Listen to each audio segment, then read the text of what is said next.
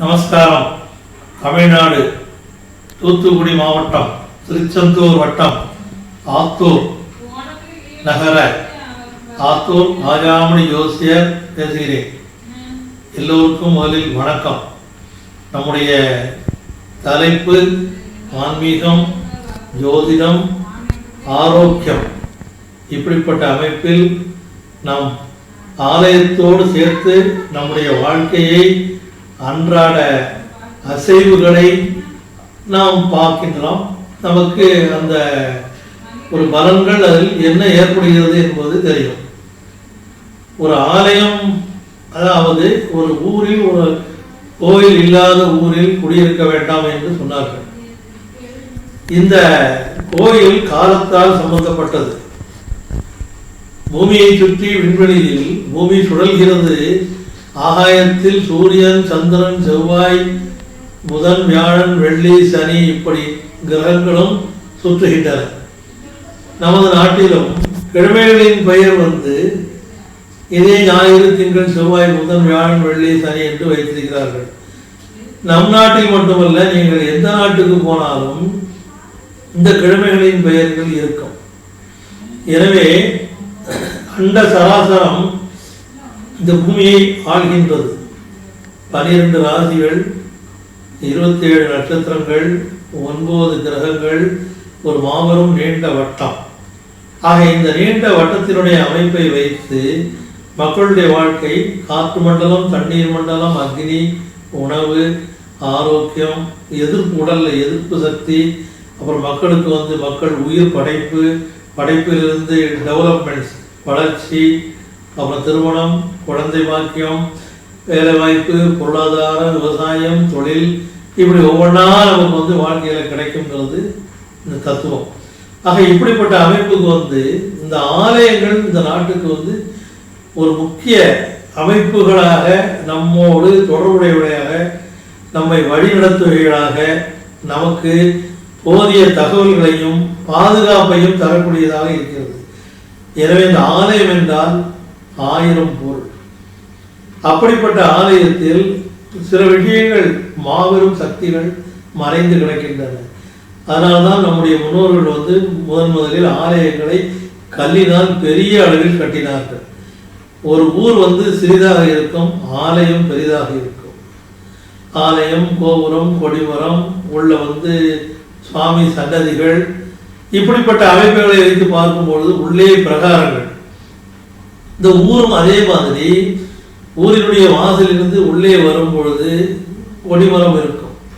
கொடிமரத்திலிருந்து நேராக சன்னதிக்கு போகும் பொழுது வாசலை பார்த்து விநாயகர் வலது பக்கம், முருகன் இடது பக்கம், நடுவில் உள்ளே காற்று புகாத கருவறையில் சிவலிங்கம் அல்லது அம்பாள், இப்படிப்பட்ட ஒரு அமைப்பு இருக்கும்.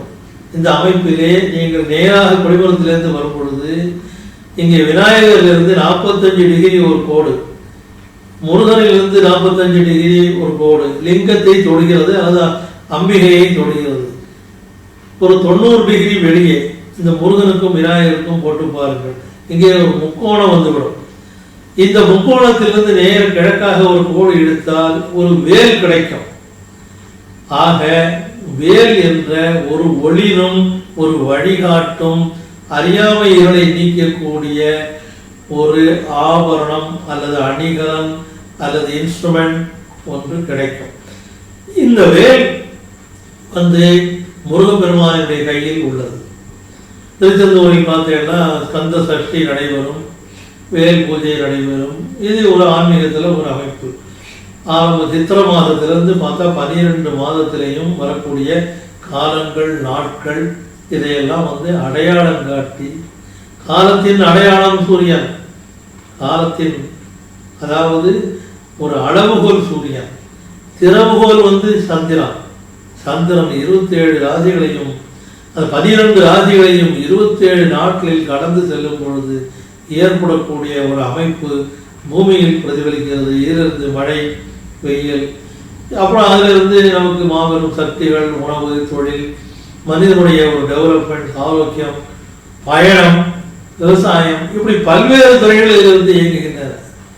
விநாயகர்லேருந்து ஆரம்பித்தால் ஆவணி மாதம் வளர்விரையில் அமாவாசை இந்த 3ஆம் நாள் விண்வெளியிலிருந்து பூமிக்கு சந்திரனுடைய கதிர்வீச்சு கிடைக்கும்.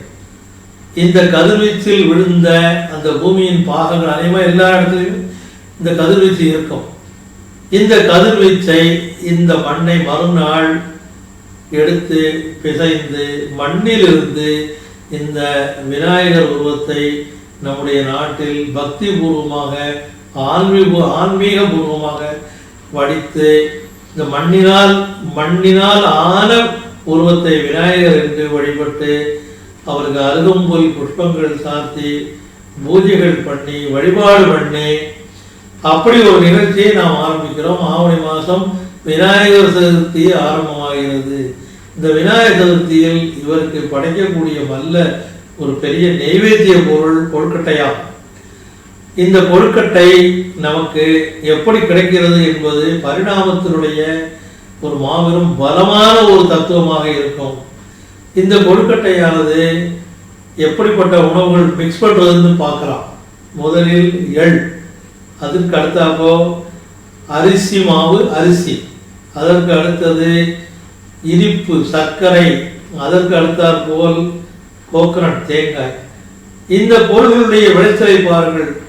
ஒரு வயலில் எள் 2 மாதத்தில் கிடைக்கும், ஒரு நெல் 4 மாதத்தில் கிடைக்கும். அடுத்தாற்போல் இனிப்பு சர்க்கரை கரும்பிலிருந்து 10 மாதத்தில் கிடைக்கும்.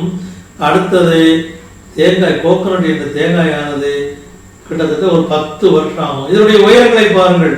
2 அடி உயரத்தில் எள், 4 அடி உயரத்தில் நெல், ஏறக்குறைய 6 அடிக்கு மேல் உயரத்தில் கரும்பு, கிட்டத்தட்ட ஒரு 10-15 அடிக்கு அல்லது 20 அடிக்கு மேல் உள்ள தென்னையிலிருந்து தேங்காய்.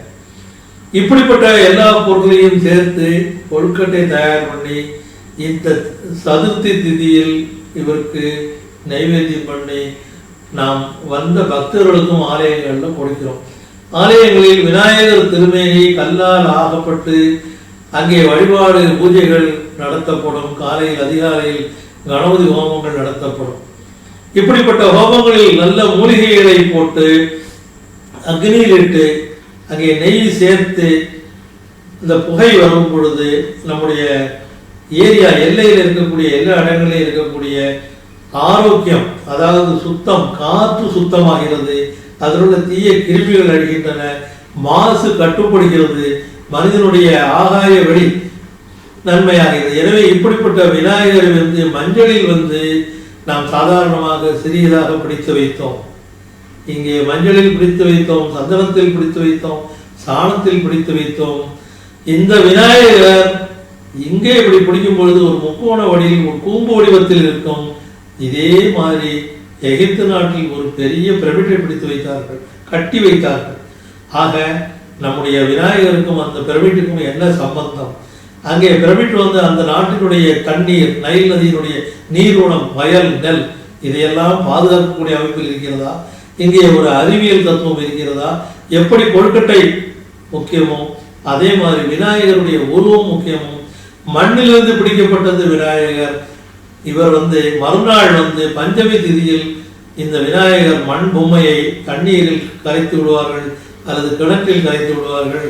3 நாள் விநாயகர் சதுர்த்தியினுடைய வழிபாடுகள் மிக பிரபலமாக இருக்கும்.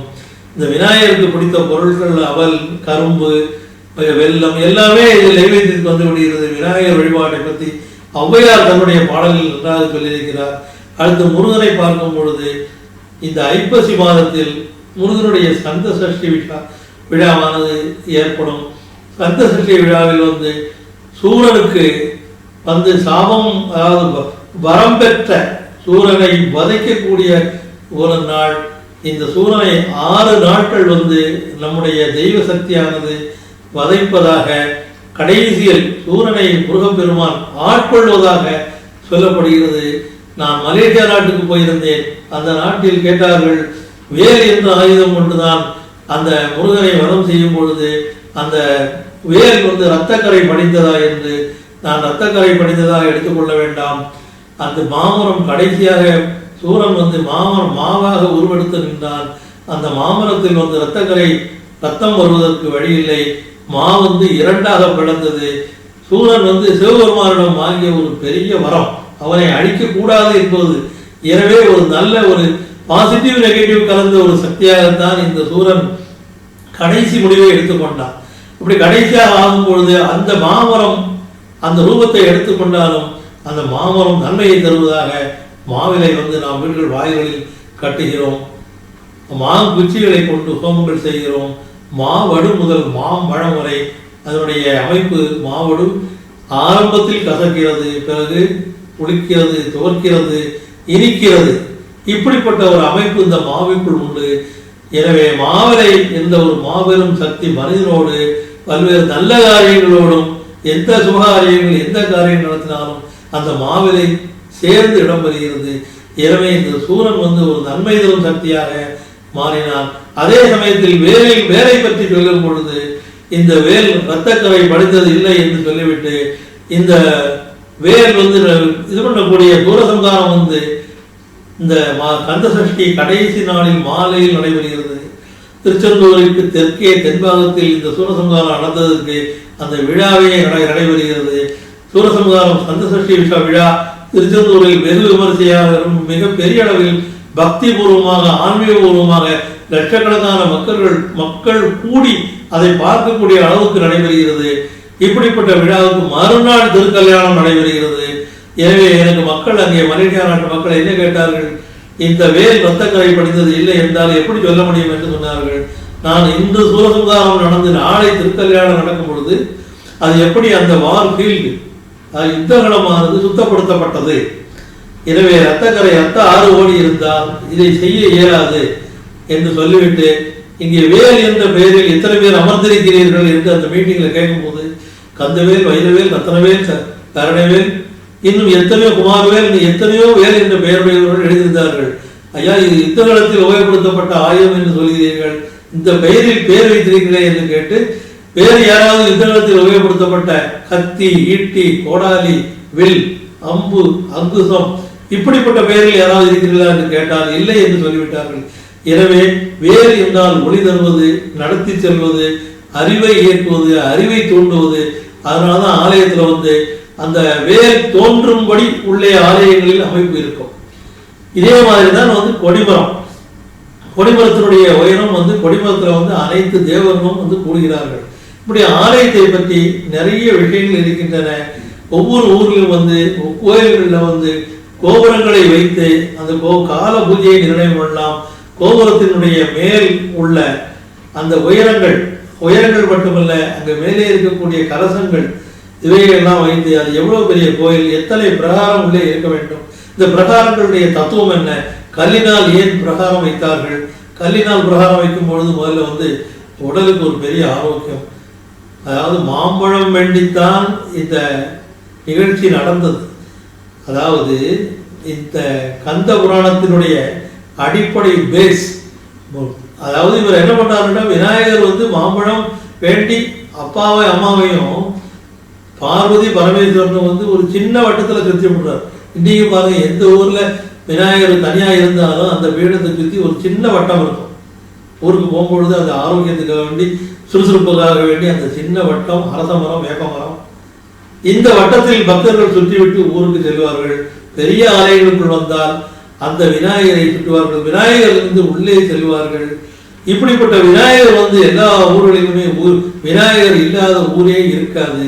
மற்ற விநாயகர் ஆலயத்தை மிக எளிதில் நாம் ஒரு அமைத்து விட முடியும்.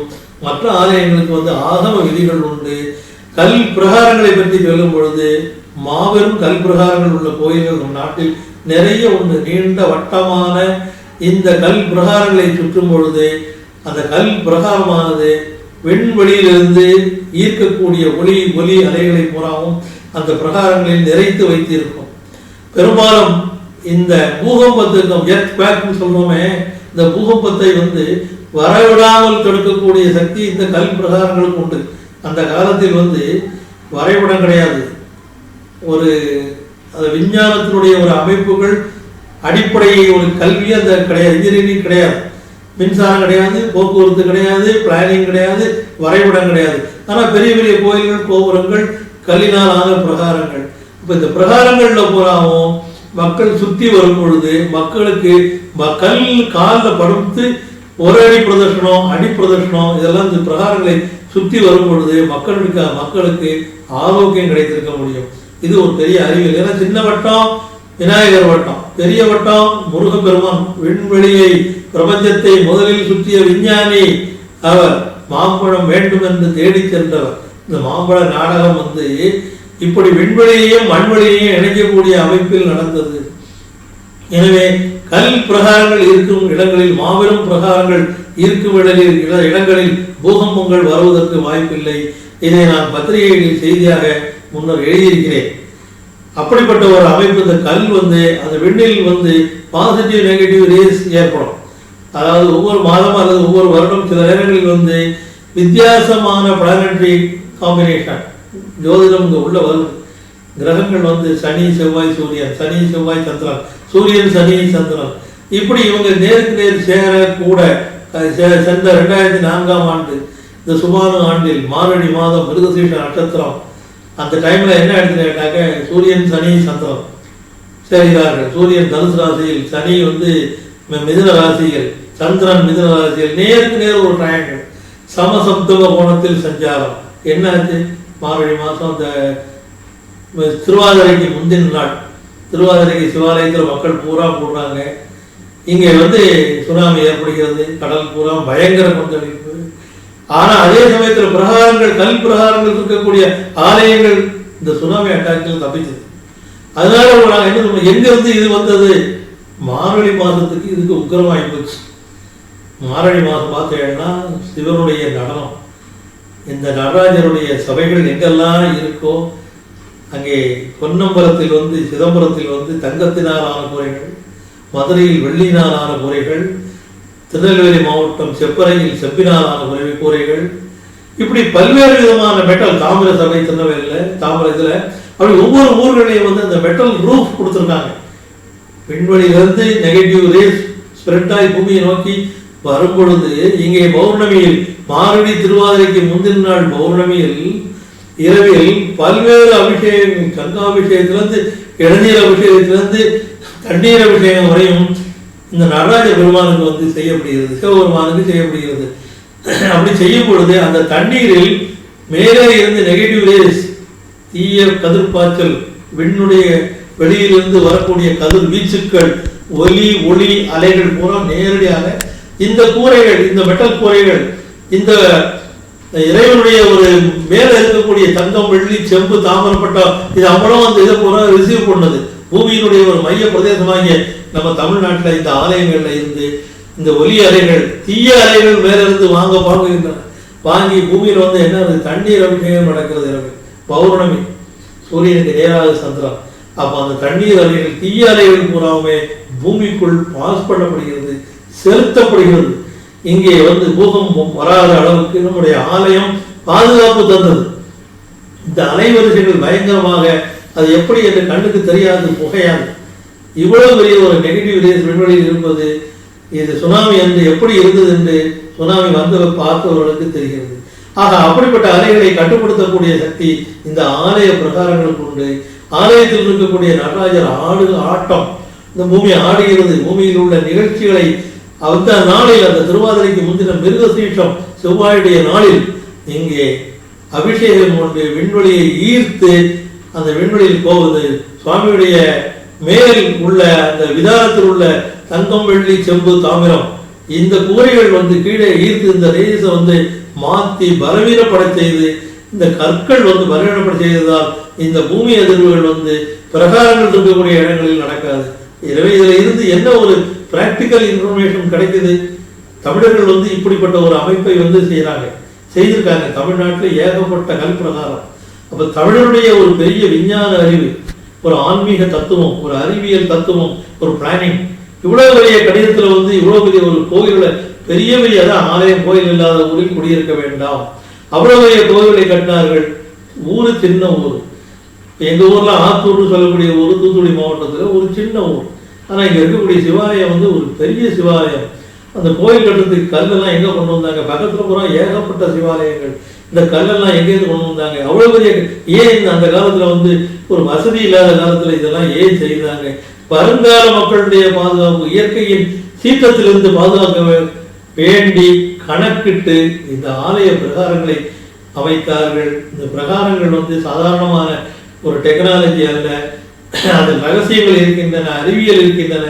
இதை நான் பத்திரிகைகளில் எழுதியிருக்கிறேன். பல அன்பர்கள் இதை படித்து பார்த்து என்னோடு தொடர்பு கொண்டு நிறைய இதை பற்றி இன்னும் விளக்கி சொல்வதற்கு கேட்டுக்கொண்டிருக்கிறார்கள். எனவே இப்படிப்பட்ட நிகழ்ச்சிகளை வைத்துத்தான் இந்த ரத வீதிகள் ஏற்படுத்தப்பட்டன. மதுரையை பாருங்கள், ஆடி வீதி, சித்திர வீதி, ஆவணி வீதி, வெளி வீதி, மாரட் வீதி நிறைய இருக்கும். இப்படிப்பட்ட வீதிகள், வட்டங்கள் எல்லாம் வந்து விண்வெளியினுடைய ஆகிரகத்தை கீழே பலவீனப்படுத்துகிறதா? நமக்கு தெரியுது. இன்னைக்கு இந்த நட்சத்திரம் பஞ்சாங்கத்தில் சொல்றோம், இன்னைக்கு வந்து இத்தனாம் தேதி 30 தேதி திருப்பி ரிப்பீட் ஆகுது. அதே மாதிரி 27 நட்சத்திரம். இந்த நட்சத்திரங்கள் பூராவும் சந்திரனுடைய வட்டம் வந்து சுத்தி வருது. இப்படி சுத்தி வரும் பொழுது தீய பிளானட்ஸ், செவ்வாய், சனி, இவங்க அசம்பிளிங். செவ்வாயும் சூரியனும் வந்து ஒவ்வொரு நேரங்களில் வந்து சந்திக்கும் போது என்ன ஏற்படும்? இதில் ஜோதிடத்தில் வந்து இந்த கிரகங்கள் வந்து பூமியை ஆளுகின்றன. பூமியின் மேலே அந்த சக்தி கதிர்களை வந்து பிரயோகம் பண்ணுகின்றன. அப்படி பிரயோகம் பண்ணும் பொழுது என்ன நடக்கும்? நன்மைகள் இறக்கக்கூடிய காலங்கள் உண்டு. எத்தனையோ விபத்துக்கள், எத்தனை ஆக்சிடென்ட்ஸ், ரத்தம் சிந்துது. அதே மாதிரி ஒரு மனிதன், ஒரு குழந்தை பிறக்கும் பொழுது ஜாதகம் கணிக்கிறோம். அப்போ அந்த காலத்தில் வந்து என்ன ஆச்சுனாக்க, குழந்தைகள் பிறக்குது, பிறந்த குழந்தைகளுக்கு ஜாதகம் கணிக்க சொல்றாங்க. இன்னைக்கு இந்த நட்சத்திரம், இந்த நேரம், இத்தனை மணி அப்படின்னு. அப்போ பிறந்த குழந்தைக்கு ஜோதிடர் வந்து ஜாதகம் வந்து கணிச்சோம். இதுதான் இதுக்கு முன்னால பிராக்டிக்கலா இருந்தது. ஆனால் இப்போ என்ன ஆகுதுன்னா, பிறக்கக்கூடிய குழந்தைக்கு ஜாதகத்தை முன்னதாகவே குறி, எங்கள் குழந்தை நல்ல நட்சத்திரத்துல பிறக்க வேண்டும், நாங்கள் டெலிவரிக்கு ஆஸ்பத்திரியில் சிசேரியன் பண்ணி விடுகிறோம் அப்படின்னு சொன்னாங்க. பிறக்கக்கூடிய குழந்தைக்கு நாம் வந்து ஜாதகம் குறிப்பது வந்து இயலாத காரியம். அதனால உடல்நிலையை பொறுத்து மருத்துவர் அதை பார்த்துக்கிட்டோம். மருத்துவர்கள், டாக்டர்லாம் ஆஸ்பத்திரி நல்ல வசதியா இருக்கு, கொண்டு போய் நல்ல ட்ரீட்மெண்ட்ஸ் கொடுக்குறாங்க. பிரசவத்தை எப்படி பார்க்குறாங்க. நவீனம் வந்து காலம் வந்து ஒரு பெரிய அளவில் டெவலப் ஆகுது. இப்போ வீட்டில் வச்சு முன்னாள் வீட்டில் வச்சு பிரசவம் பார்த்தாங்க. இப்போ ஒரு நல்ல ஒரு அருமையான இடம், ஒரு வைத்திய ஒரு சாலை அல்லது ஹாஸ்பிட்டல் கிடைக்கும் பொழுது அவங்க தான் அதை டிசைட் பண்ணணும். ஜோதிடர்கிட்ட வந்து நல்ல நேரம், நல்ல நட்சத்திரம் வந்து கேட்கறது வந்து கொஞ்சம் சற்று பொருத்தமாக இல்லை. இருந்தாலும் கூட அந்த நேரத்தில் தான் அந்த குழந்தை இது ஜனனமாகவும் பிறக்கும் என்று எங்களால் முடிவு செய்யவே முடியாது. பிறந்த குழந்தைக்கு தான் ஜாதகம், பிறக்கக்கூடிய குழந்தைக்கு ஜாதகம் போட முடியாது.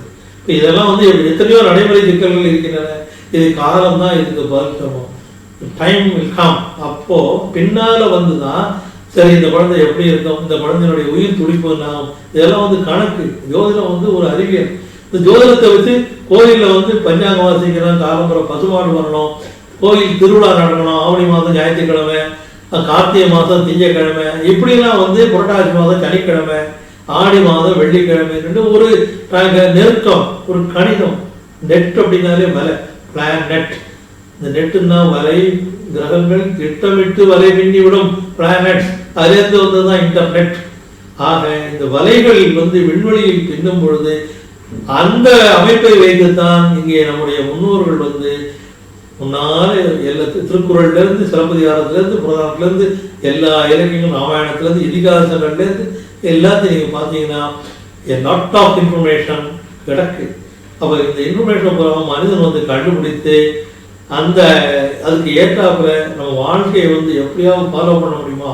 ஒருத்தர் வந்து ஜாதகத்தை எழுதி பார்த்த பிறகு இவருக்கு வந்து ஹெல்த் எப்படி இருக்கும், பின்னாலே ஒரு நல்ல ஆசிரியராக வருவார், ஒரு கல்விமானாக வருவார், ஒரு என்ஜினியராக வருவார், ஒரு டாக்டராக வருவார், இன்னும் ஒரு அரசு அதிகாரியாக வருவார்.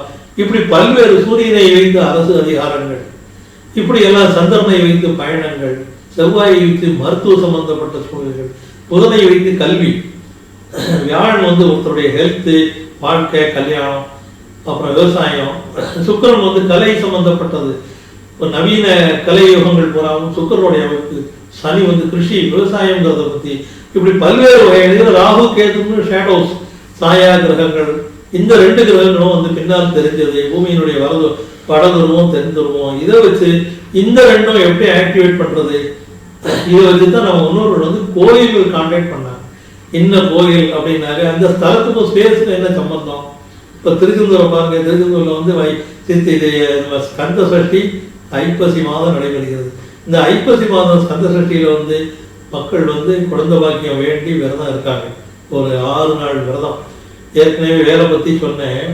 இந்த 6 நாள் விரதத்துக்கு வந்து ஒரு சில ரகசிய தகவல்கள் ஆய்வு பண்ணும்போது கிடைக்குது.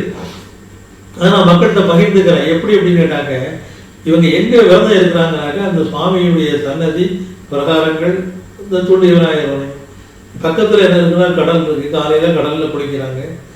பகலில் வந்து எப்படியாவது ஒரு இனிப்பு சாறு அருந்துகிறார்கள். அந்த உப்பு காற்று, உப்பு தண்ணி, இனிப்பினுடைய ஒரு பழரசம், இந்த கம்பேரிசன் இது வந்து அவங்க உடல்ல வந்து ஒரு பெரிய ரத்தத்தில் ஒரு பெரிய மாற்றத்தை ஏற்படும். ஏன்னா கடலுக்குள்ள திருச்செந்தூர் கடலில் வந்து செம்பவள பாறைகள் உண்டு. சிப்பி, சங்கு, முத்து அவ்வளோ விளைகின்றது. தூத்துக்குடி கடலில் துறைமுகத்து பக்கத்தில் அங்கே இந்த முத்து குடிக்கக்கூடிய வாய்ப்பு இருந்தால தூத்துக்குடிக்கு வந்து முத்துமா நகரம், முத்து நகரம் தான் சொல்லுவாங்க. அப்போ அந்த கடல் திருச்செந்தூரையும் சேர்த்து கம்பேர் பண்ணி காம்பினேட் பண்ணணும். அப்போ அந்த கடல் ஓரத்தில் வந்து இவர்கள் வந்து விரதம் வைக்கிறார்கள். அப்போ அந்த கடலும் கடலுடைய அலைகளும் கடல் காற்றும் இவர்கள் இருந்த இடமும் அந்த முருகப்பெருமானுடைய அமைப்பு, அந்த ஆலயமும் இவர்களுடைய உடலில் ஒரு சிப்பி, ஒரு சங்கு, சிப்பியில் இருந்து முத்து, ஒரு மனித உடல்ல இருந்து ஒரு உயிர் தோற்றம் ஏற்பட வேண்டும். அதைத்தான் அங்க நிறுவனம் ஆகலாம், ஆகக்கூடும். சிப்பியிலிருந்து முத்து வருது எல்லாருக்கும் தெரிஞ்சதுதான்.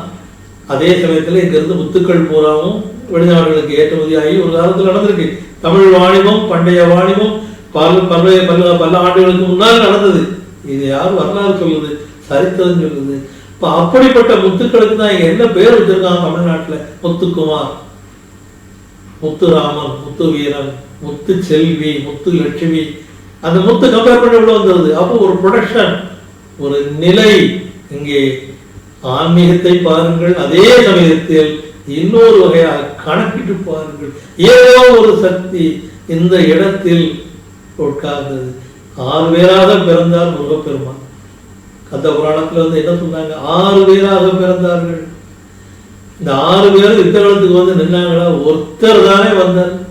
கடைசியில சூரபத்மன் அவர் கூட போரிடும் போது சூரன் என்ன பண்ணாங்க கேட்டாங்க, முருகப்பெருமானுடைய கால்களை பார்க்கிறாங்க. பார்த்த உடனே இது 1000 கோடி மன்மதர்களுடைய அழகை சுமக்கின்றனவே அப்படின்னு சூரன் பார்த்துட்டு இப்படிப்பட்ட ஒரு பாலங்கிறான். அந்த இடத்துல அவன் வந்து 12 கால 6 பார்க்கல.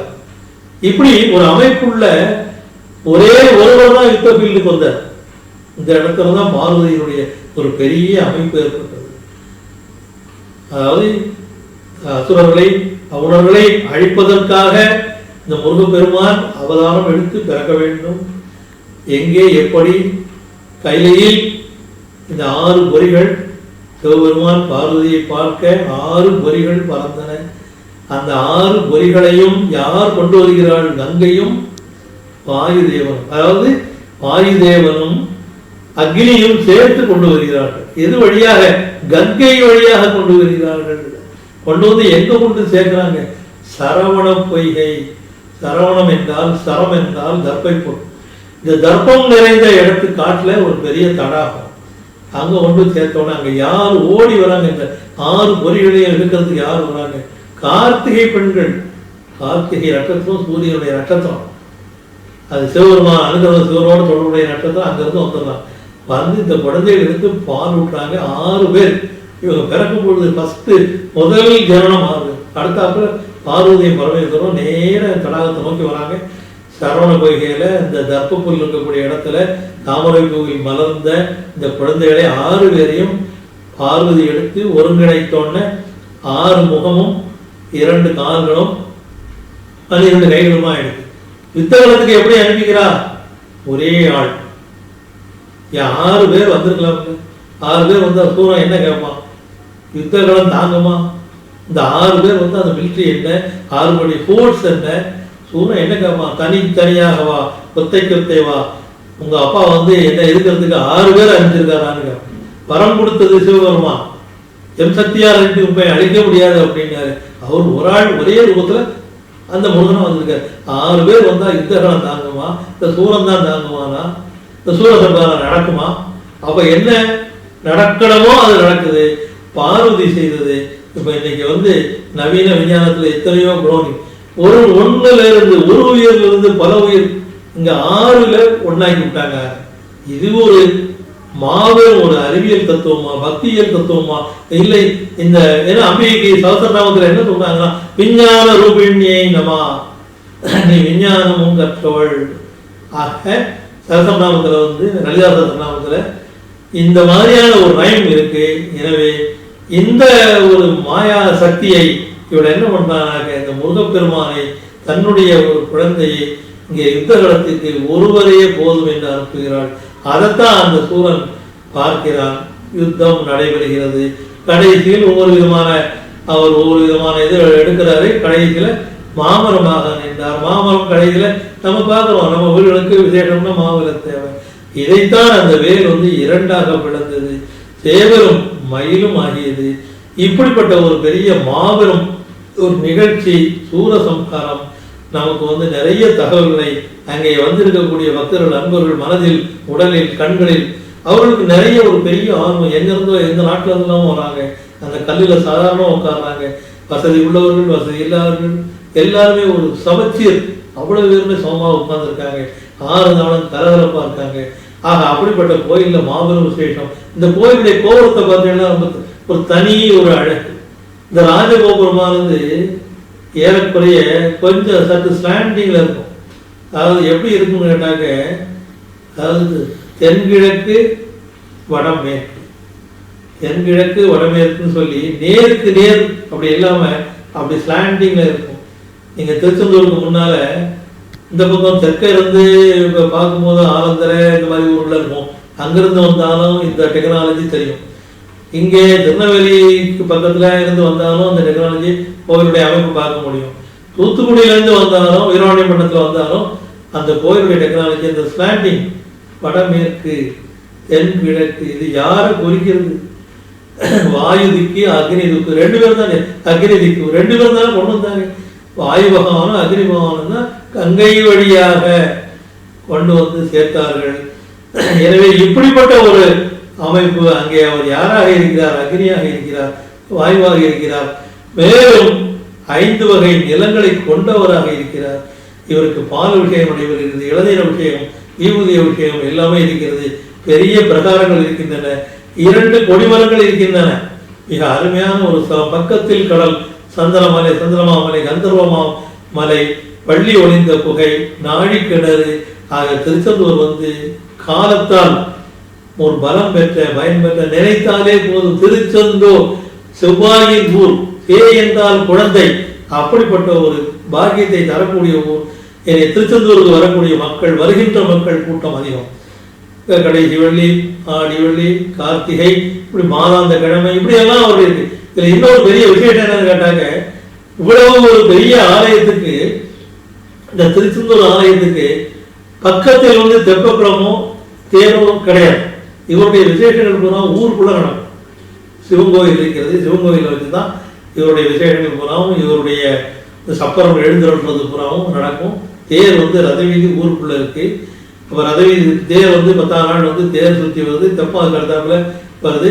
ஆக எல்லாமே 2 நாள், எது 2 திருநாள், எது சஷ்டியும் விசாகமும் மட்டும், வைகாசி விசாகமும் அங்க ஒரு கோவில்ல நடக்கக்கூடியது. மக்கள் பூராவும் குவிந்திருக்கக்கூடிய இடம். இப்படிப்பட்ட ஒரு அமைப்பு. ஆக ஊருடைய அமைப்பு ஒரு வித்தியாசமான அமைப்பில் இருக்கிறது. இந்த எந்த ஊர்லயும் வந்து தெப்பமும் தேரும் வந்து அந்த ஊர் கோயில் பக்கத்துல தான் இருக்க வேண்டிய தள்ளி இருக்காது. நம்ம திருச்செந்தூர்ல மட்டும் இப்படி ஒரு டிஸ்டன்ஸ். ஆகமம் கல்ப ஆகமம் என்ன சொல்லுது அப்படின்னு கேட்டாக்க, 350 அடி தூரத்துக்குள்ளதான் அந்த கோவில் தேரும் தெப்பமும் இருக்கணும் அப்படிங்கிறாங்க. அந்த தேர்ல எத்தனை கார்கள் இருக்க வேண்டும்? 81 கார்கள், 144 குத்து தூண்கள் இருக்க வேண்டும். 81 8 1 9 1 4 5 4 9 நவகிரகத்தினுடைய அமைப்பு. தேர் வந்து அப்படிப்பட்ட தூண்களையும் குத்து கால்களையும் கொண்டதாக இருக்க வேண்டும். யார்கிட்ட பெர்மிஷன்? தேர் ஓடுறதுக்கு யார்கிட்ட பெர்மிஷன் வாங்கணும்? தேர் ஓடுறதுக்கு ராவணனிடம் பெர்மிஷன் வாங்க வேண்டும். தேர் தடம் பார்த்தல் என்று திருநாள் நடக்கக்கூடிய ஊர்களில், எந்த ஊராக இருந்தாலும் சரி, தேர் ஓடக்கூடிய திருநாளில், தேர் ஓடுவதற்கு முந்தின 9ஆவது நாளில் போய் இந்த தேர் கடாட்சம் பார்த்து ராவணனுடைய மந்திரங்களை சொல்லி இவர்கள் பார்த்து, அன்று இரவு கைலாச பருவத வாகனம், வந்து மறுநாள் தேர் ஓடும். தேர் ஓட வேண்டும், தெப்பம் ஓட வேண்டும். தெப்ப குளம், தெப்பை குளம், தெப்ப குளத்தை சுற்றி தெப்பை புல், அருகம்புல் எல்லாமே முளைத்து இருக்கும். இங்கே தெப்ப குளத்துல வந்து தண்ணீர் நிறைந்திருக்கும், வீடுகள் எல்லாம் கிடத்துல தண்ணி இருக்கும். மழை பெய்ந்தால் அது ஒரு டெபாசிட் ஆகணும் தண்ணி. அப்படிப்பட்ட தெப்ப குளத்தில் சுற்றி என்னெல்லாம் முளைக்கிறது? தெப்பை புல் முளைக்கிறது, அருகம்புல் முளைக்கிறது. இந்த ரெண்டு யார் ஒன்று ராகு கேதுக்களோடு. ராகு கேதுக்களுடைய சப்ஜெக்ட் அடுத்தாப்புல வந்துடும். அதாவது அமிர்தம் கிடைத்தது அப்படியே ஒவ்வொரு பிரதோஷத்தோடு அது வந்து அந்தலிக்கு வந்துடும். இந்த மாதிரி விஷயங்கள்லாம் நான் நிறைய சொல்ல விரும்புகிறேன். முருகப்பெருமானுடைய கோவில், திருச்செந்தூர் கோவிலில் வந்து இறை விருதியெல்லாம் முடிக்கிறார்கள். கூட்டம் வந்து அதிகமாக ஒவ்வொரு நாளும் திருநாள் தாங்க. அப்படிப்பட்ட அமைப்பில் வந்து மக்களுடைய வருகை அதிகமாகிறது. எனவே வந்து இப்படிப்பட்ட ஒரு செய்தியை இன்று சொல்லி நான் முடித்துக் கொள்கிறேன். மற்றது நாளை.